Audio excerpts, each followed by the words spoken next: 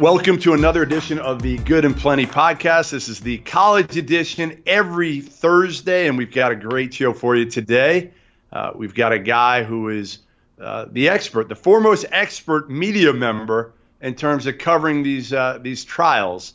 And Dan Wetzel of Yahoo will join us in a little bit and give us his insight. He's been there every single day through the FBI college basketball corruption, bribery trials, and he's got some great stuff and, again, some great insight.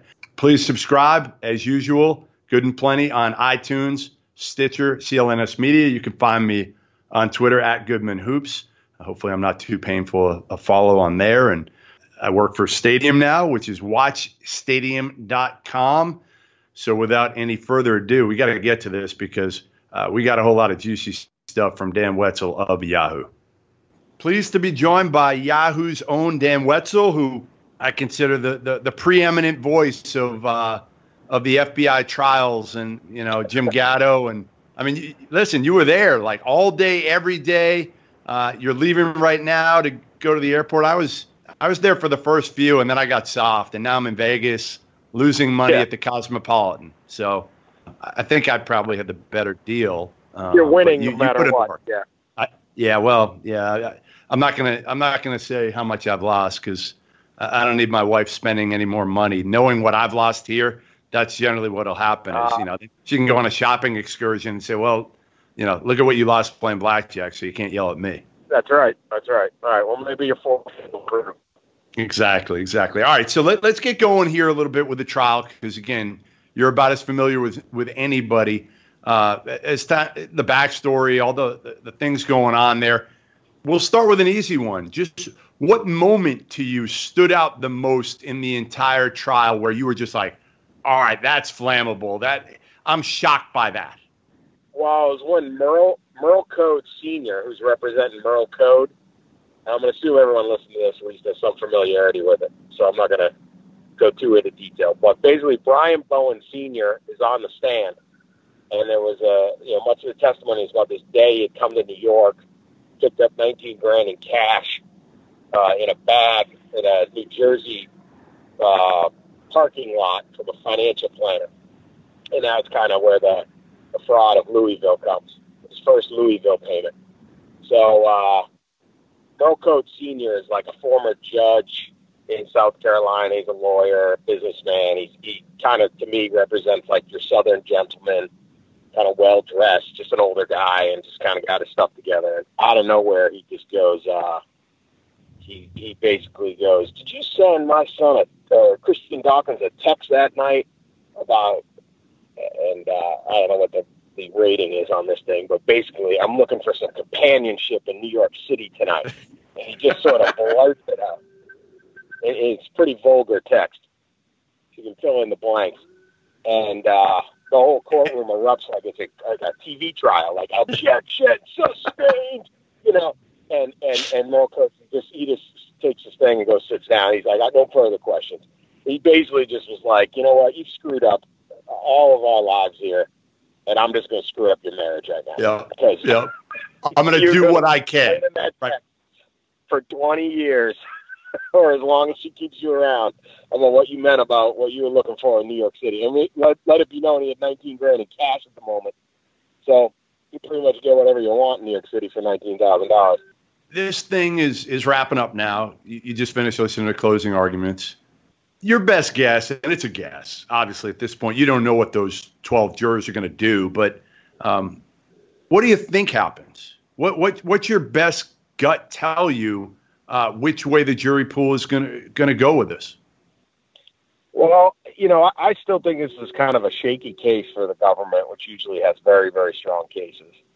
I think after Christian Dawkins' attorney Steve Haney's summation today, his closing argument was really strong and really just picked apart the case. Okay.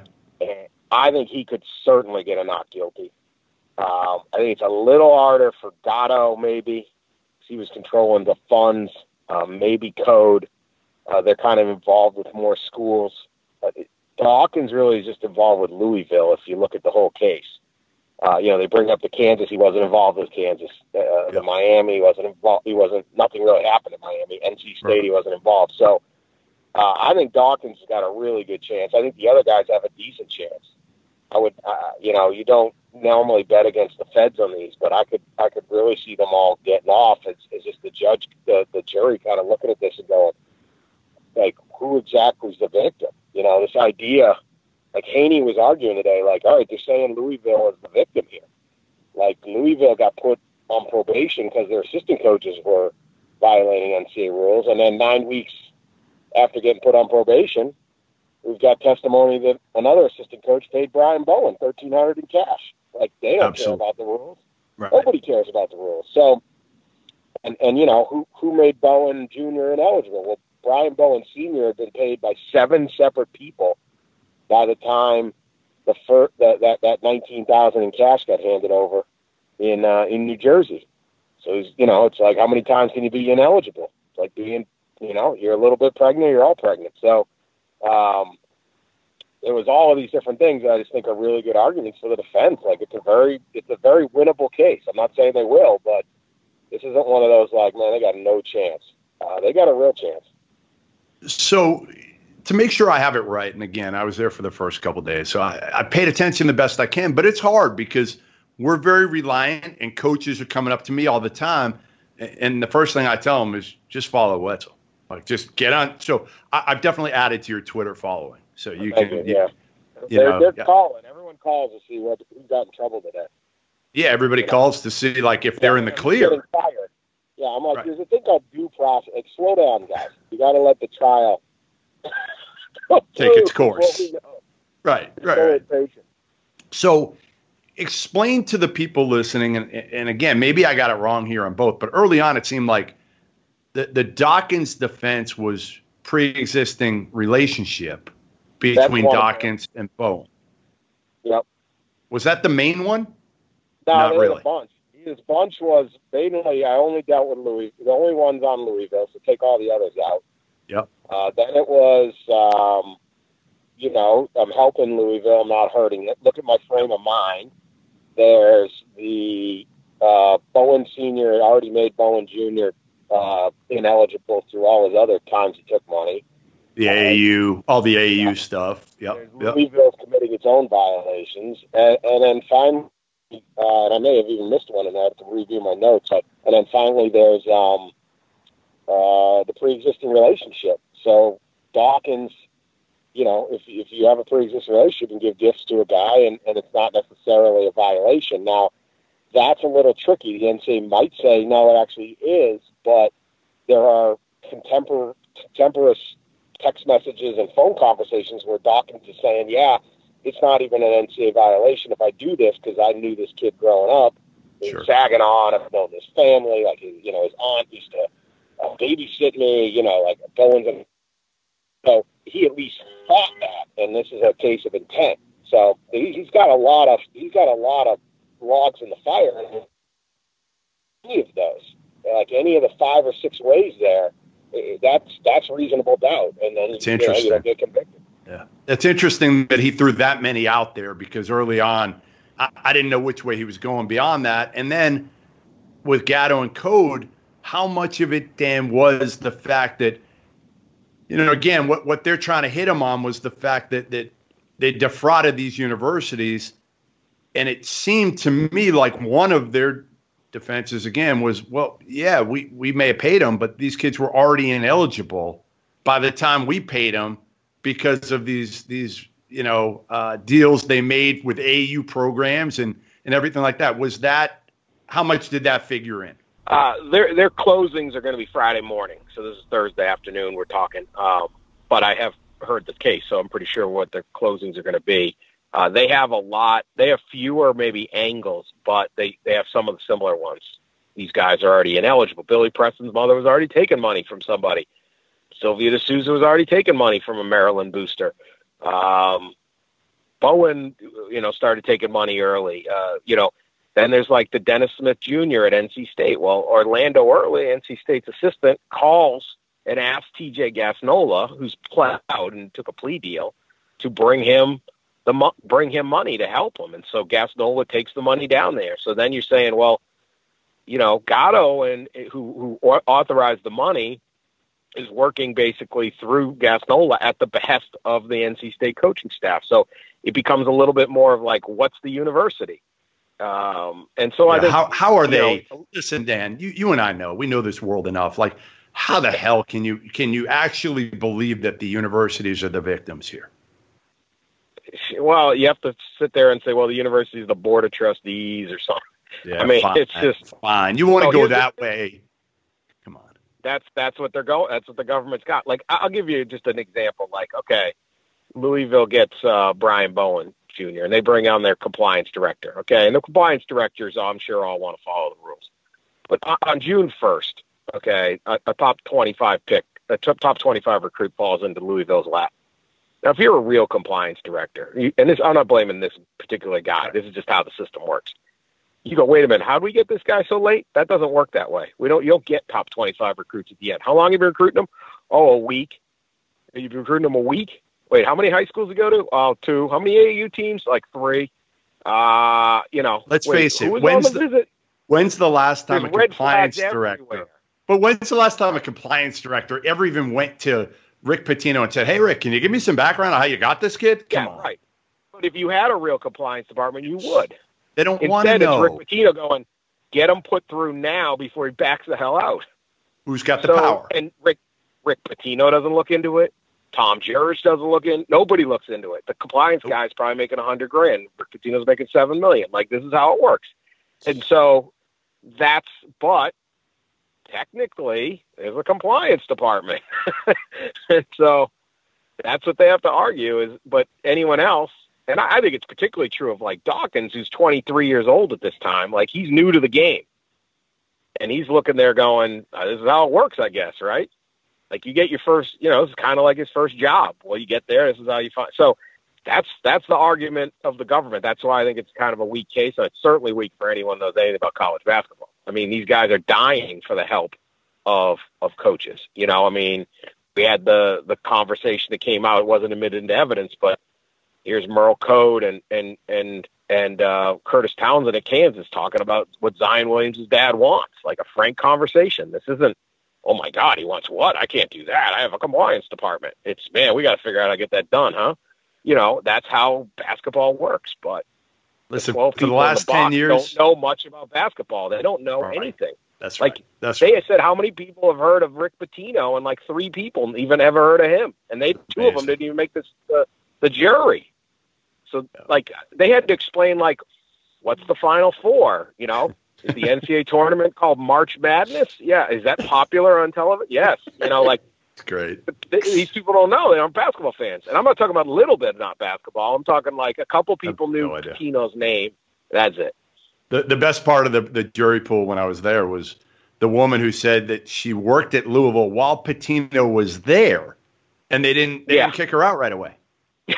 I'm like, wait, I don't understand. Like, if she worked for Louisville when Pitino, like, go home. You can't be on this jury. And he kept her, and then there were like other people that were just like, yeah, I'm a big college basketball fan. All right, you can go home, but the woman who worked at Louisville, no, you can stay. And I don't think she was selected. It was bad. Yeah.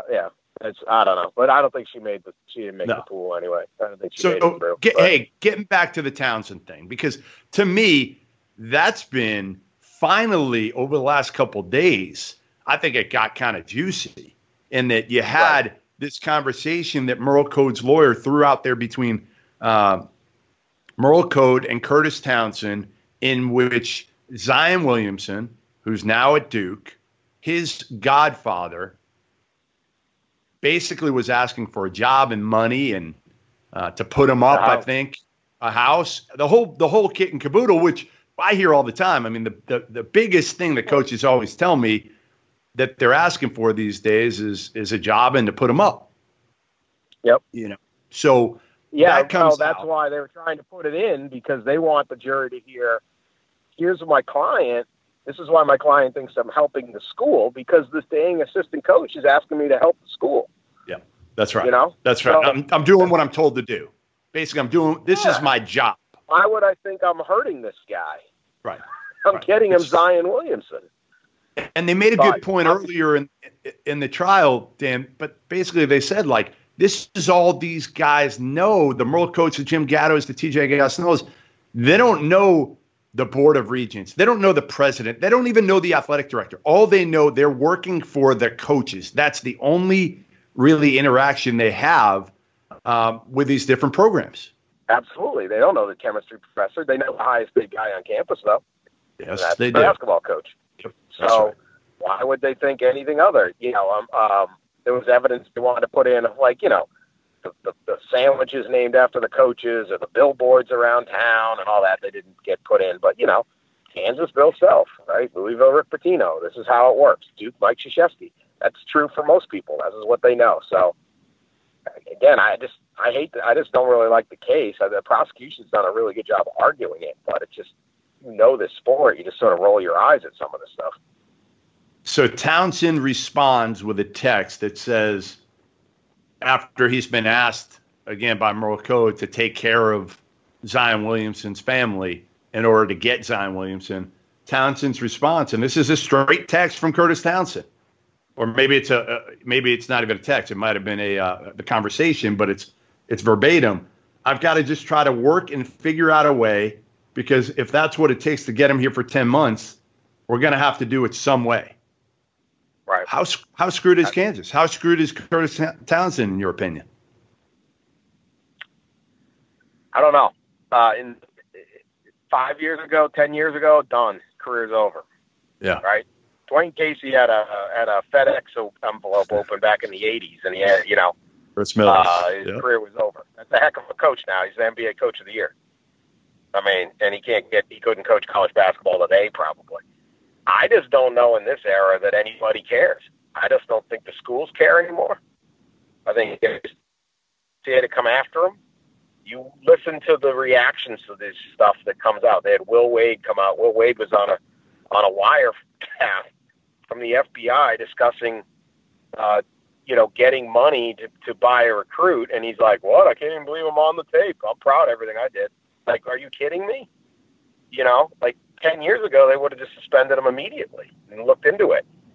There's just a big, we're not going to react to this type thing. And I could see Kansas doing that too. And Townsend being all right. To me, Kurtis Townsend's a great guy, but this is a business. They're all great. They're all good people. This is just a business. But he clearly had no problem with this. And he wasn't even stunned by it. Of course, Zion Williamson's family wants all that. Well, and then the better question now. The guy whose comment was, it's a blip. It's not what's happening, when he was asked about the trial and everything going on in the courtroom, and that is Mike Krzyzewski, Hall of Famer, arguably the greatest coach in college basketball history. Come on, man. Like, really, it's a blip? It's not happening? How about now? How about now, after Zion Williamson is in the middle of this right now, and people are thinking, if Kansas was willing to pay him and take care of him, which it appears could be the case, then how did he get to Duke? How did he get to Duke? I mean, you have to do mental gymnastics not to believe it, that something didn't go down. Zion, he wants the money. Kansas is not blinking. The coach is saying, we're going to have to figure out how to do that. If it's not Kansas, someone will. Okay? We have testimony that Brian Bowen is worth $200,000. Yeah. Okay? Yeah. Zion Williamson, Brian Bowen's playing in the Australian League right now. The amount of money, the amount of money Zion Williamson will bring into a college campus compared to Brian Bowen, it's not even in the same. The impact. That's Brian Bowen's a starter. He's a good player. Yep. But Zion Williamson has to dribble a ball between now and the draft, and he's getting picked. That's right. There's nothing. It doesn't matter. So someone was going to pay him, and then you get to the end, right? Everyone's saying he's going to go to Clemson, and last minute goes to Duke. Okay, now look, there's a lot of reasons to go to Duke. Of course. Okay, is great. They do turn out pros. Cameron Indoor, the ACC, the academics, whatever it is. I'm not saying it's the only thing, but I hate doing this because it's not a fair game. But if Kentucky had swooped in at the last second and got him, it would be killing Cal. Right. So you go, okay. So either the Williamsons decided we don't want any money. Everybody, either nobody offered, or Williamson said, we don't want the money, let's go for free over here for 8 months.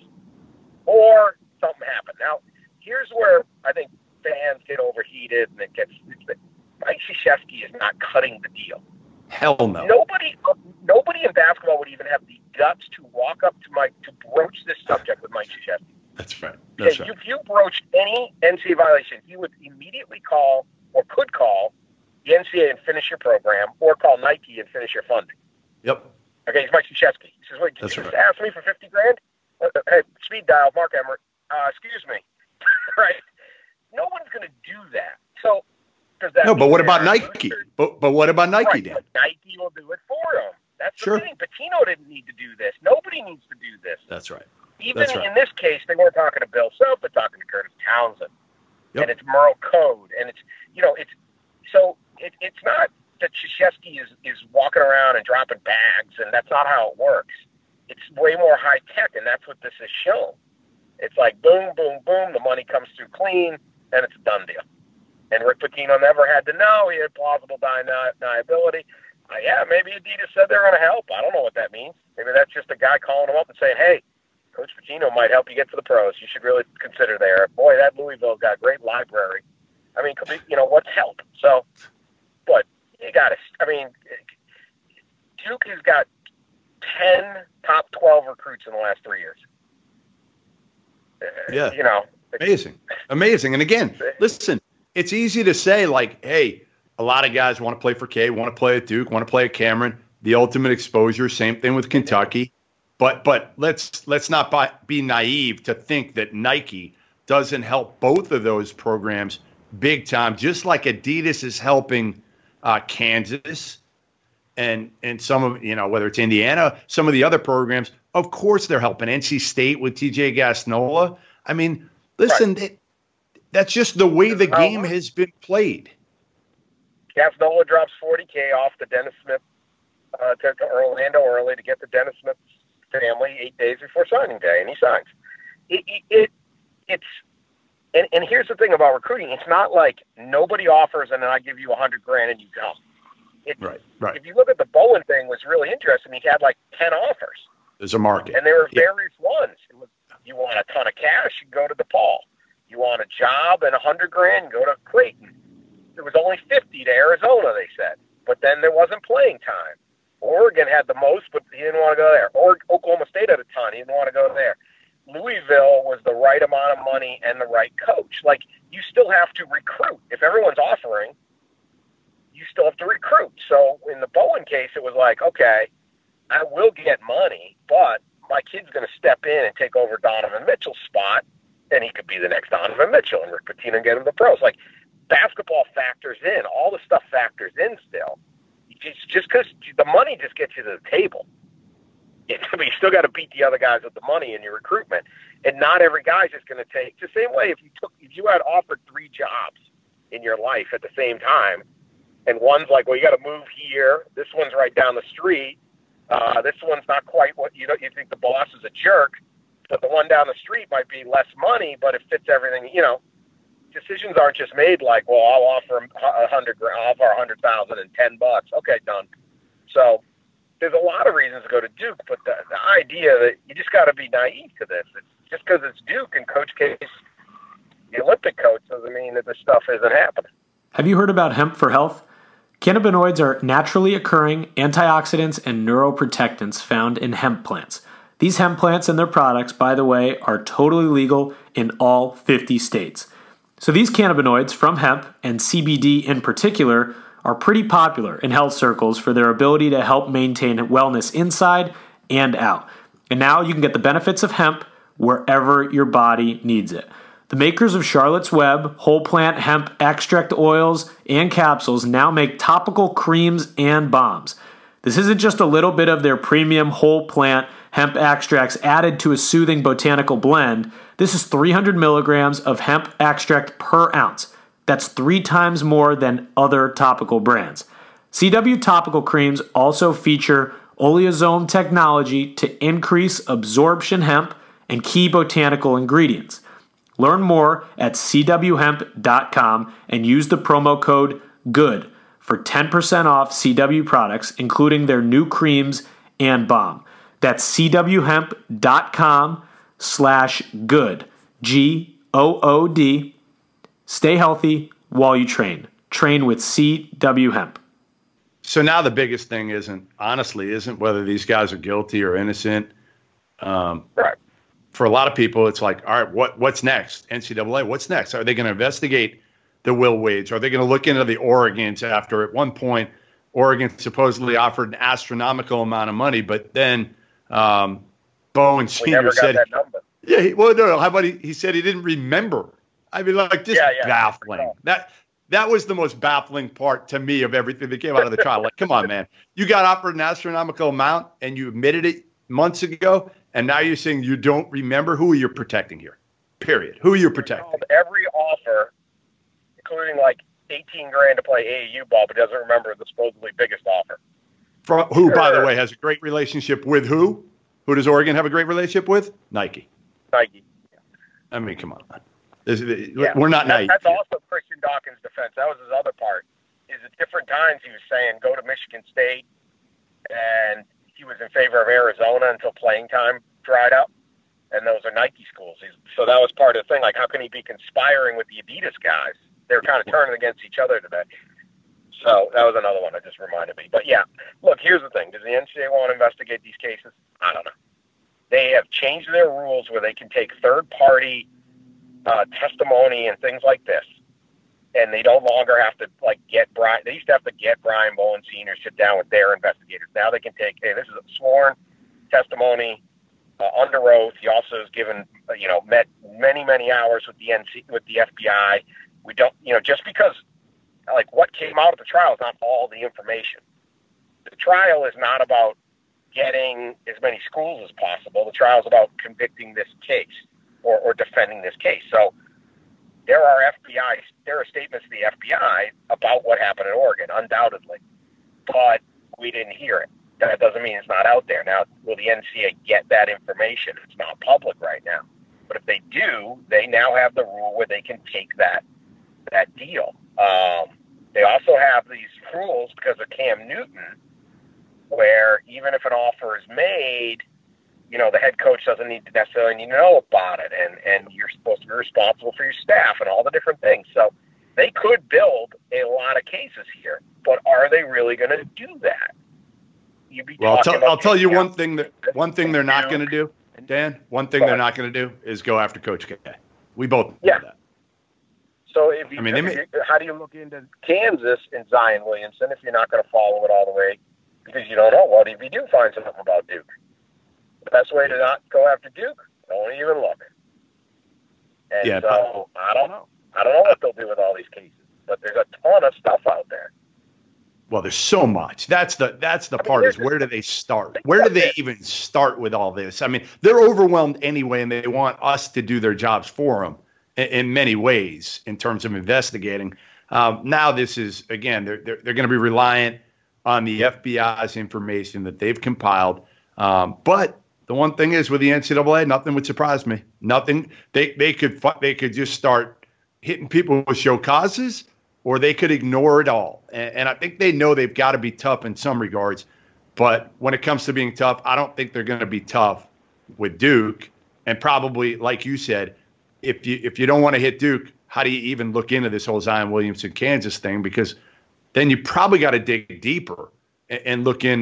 Well, how did Zion get to Duke? I mean, again, you could probably hit Kurtis Townsend tomorrow if you wanted to, just based on that text. Probably. Well, I mean, you got now. Look, this case stands out to me because I went to school there at UMass. But like when Marcus Camby took money from an agent, not on campus, but took money from an agent, they stripped UMass of the Final Four and put them on probation for years. Like, it was a major case, right? Yeah, huge. There was no knowledge that the coaches knew and all that. That was their investigation. But they hammered them. They had to forfeit everything, all this stuff. There were literally like wire transfers that say 1,300 to Markelle Fultz. Like that stuff barely even makes a blip as a news headline.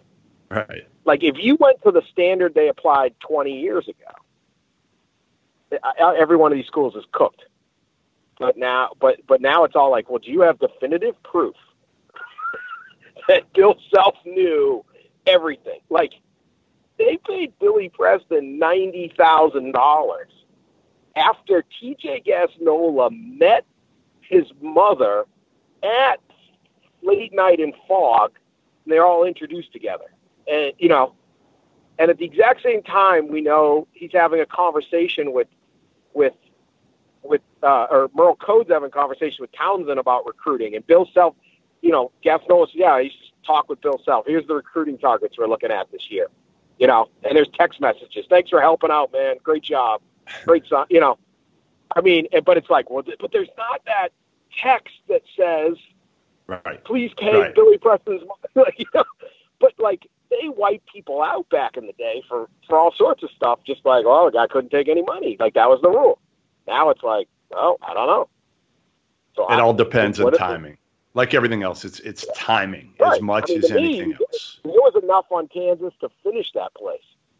But I get what a lot of the Kansas said. They go, we're a victim. There's no proof that Bill knew. Like the night before he got inducted in the Hall of Fame, he had dinner with TJ Gassnola and Jim Gatto. Well, we know, again, listen, we know there's relationships all over the place. Not just a random guy. Yep. Yeah. No. They had a relationship. TJ Gassnola and Jim Gatto are at Adidas. They're trying to help Kansas. Bill Self wants their help because TJ Gassnola is in with a lot of players, that maybe, he can help them send them to Kansas. And is there money involved? They can be the money guys. Yeah, that's right. Gassnola's the guy who'll get $40,000 out of the bank and go visit someone and hand it over to the mom. That's what it is. Crazy. And so, and Gatto's got the money to throw to Gassnola. It's a perfect deal. Like, with any common sense, you just go, are you kidding me? Like, but I don't know what the NCAA does anymore. I don't know if they've got the stomach for that. Nobody does. But, hopefully, what listen. What they really need to do is just change the rules. I mean, yeah, I thought they would. Look and go, look, we can't do this. Like, I wrote in one of my columns, like, I don't care if Billy Preston's mom gets the money. Good. Who cares? Like, Zion Williamson has 1.7 million Instagram followers. Okay? I talked to a guy, Peter Miller, markets a bunch of NFL players. He says he got 1.7 million. You can sell an ad. Any post on Instagram is worth $50,000 to $100,000. Zion Williamson drinks muscle milk. Zion Williamson, whatever. Like, that's how valuable the guy is. And the NCAA rules are still built on the idea that incoming freshmen nobody's ever heard of unless they, read Van Coleman's future stuff. Or maybe they watched the McDonald's Almanac. Bro, yeah. This guy is incredibly famous. He has incredible influence over other teenagers to buy products. And, newsflash, this is very valuable in a capitalistic society. So why are we stopping that? Adidas paid $25,000 for Brian Bowen Jr. to play one summer of AAU basketball. Well, that's an outrageous amount of money. It doesn't make any sense to me, but it makes sense to them. Adidas is a very successful company. Whatever. If a multinational, multi-billion-dollar corporation wants to give $25,000 and give some kid from Saginaw, Michigan, a summer job, good. Let them have it. Like, where's the harm, right? Yeah, let them have it. Yeah, I think you're right. I mean, I think they got to figure something out on the amateurism aspect of it, but unfortunately, Condoleezza Rice couldn't pull that off in the 6 months that her esteemed commission. Right. The schools don't need to pay the players. They're not paying them now. The companies are paying them. So let them. Let Adidas make its decisions. They're doing it anyway. Yeah. They're doing it anyway. I agree with that. Listen, I wasn't. Nothing bad happened here in this trial. Like nobody got hurt. Happened. Right. Nobody got hurt. Got money. Right. All the way around, every facet, everybody made out except for the 3 guys that could end up going to prison at the end of the day. We're doing their jobs. The NCAA suspended, like Brian Bowen didn't get to, play college basketball. That's because the NCAA decided that. That's right. That's right. Otherwise, everyone got a better house. Everyone got a better car. Adidas was happy. Everybody got a job. It was, yeah. Like, good. This is working great. Yeah. Well, we got one almost down. You looking forward to the February 4th date? Chuck Person, the rifleman, in court. You got to be there.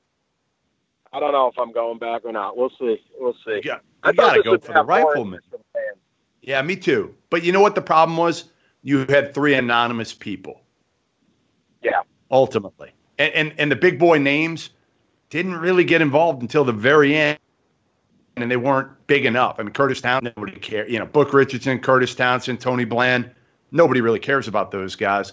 Ultimately, and I said this all along to a lot of coaches who asked me, if you had one big boy head coach on the stand throughout all this, you would have had 5 times as many media people, and everybody would have been paying attention and go, "Ooh, all right, he's on the stand." But nobody cared. Jim Gatto and my guy TJ Gasnola, who I've known forever, was probably as entertaining as anybody on the stand, if I had to guess. I wish I was there because I actually really do like TJ. I know people kill him, but TJ, listen. The one thing I'll say about TJ, there's not a lot of BS with him. No, there's not a lot of BS. He was a very believable witness, very credible witness. Yeah. Listen. No, I agree with that. And also the schools don't react, and the NCAA's not reacting. So it's almost like it like flutters off. Now, if like after the first day, you sit there and say, okay, we're going to suspend somebody, or Bill Self suspended. Well, now it's like, oh, what's going to come next? Instead, Kansas is like, they don't blink. I mean, there was a day of the trial where there was under oath testimony that Silvio D'Souza got $60,000 from a Maryland booster before Gasnola and crew was able to get him to switch to Kansas. And on the same day, Gasnola said he was asked by Diamond Stone's high school coach for $150,000 to go to a college. Diamond Stone ends up in Maryland, right? Now, these are blockbuster allegations. Huge. Under oath. Huge. Okay. I mean, that's stuff that, we would go crazy on if they happened on another day separate unto itself. We'd be like, holy, what? Right. And again, a guy took $2,000 10 years ago, and it's like, oh my God, strip the title, it's like, those are massive allegations, and guess what? Maryland didn't blink. Whatever. Well, no, I think everybody followed Oregon's lead. Statement out. They go, we have not been indicted by the feds in this case. Yeah. That's not the point. That wasn't the question. Right. I mean, how do you not? To me, a lot of these guys, I'm very surprised that the schools haven't said, you know what, we're going to suspend them with pay while we investigate, and we'll figure it out. But that's how we're going to handle this right now. But instead, Oregon was the first one to say, hey, we didn't know. And then UC Santa Barbara followed. Everybody just followed suit. Everybody went the same route. Right. We didn't know anything. We're not doing anything. And so, exactly. And I think they can withstand it because it's almost like there's too much, And so it's like too many things. And so, Maryland, they didn't care. Nobody cares. Okay, those are 2 really big allegations right there. Maryland doesn't care. So there's the media that nobody cares. So it's like you just survive it. And that's I don't, again, I'm not looking for people to lose their job and stuff. I don't care. But these are their rules. I'd rewrite your rule book, but it's your rule book, not mine. Well, listen, tremendous job covering the trial. I really mean that sincerely. Over the last couple of weeks, it's been fun following you, reading you. It's been interesting. It has, no doubt about it. And again, be safe getting home. Hopefully, I will not see you February 4th for the Chuck Person trial. I was only kidding. You should stay home for that one. You should be covering something. Got to be something better than that. I don't know. NBA All-Star game, whatever. Anything. Super Bowl. That's right. February 4th. Yeah, you'll be all set with that, and then you can go an NBA All-Star game. But thanks again for coming on. I really, really appreciate it. We'll do it again and maybe talk something a little bit lighter next time. Maybe we can get into just college hoops. All right. Thanks, Jeff. You got it, man. I'll talk to you soon. Thanks again to everybody for joining us here on the Good and Plenty College Hoops podcast. Remember, every Tuesday, NBA edition, every Thursday, college edition. Thanks again to Dan Wetzel for joining us with his insight. Great, tremendous Yahoo reporter, does as good a job as anybody in this business. I've known him a long, long time, and you can tell. I mean, he just gets it. He gets it in every way, and it was fun having him on. Again, we'll have him on talking college hoops as well. Maybe some of his great recruiting stories. We could maybe go back and forth on those for a long, long time. Thanks for my producer, Chris Grenham, who is a co-host / producer, and we'll get him back in the co-hosting role at some point here shortly. You can subscribe, again, iTunes, Stitcher, CLNS Media. I'm on Twitter at Goodman Hoops. WatchStadium.com for all my other information pertaining to college hoops and NBA. And please join us next Thursday for another edition of Good and Plenty.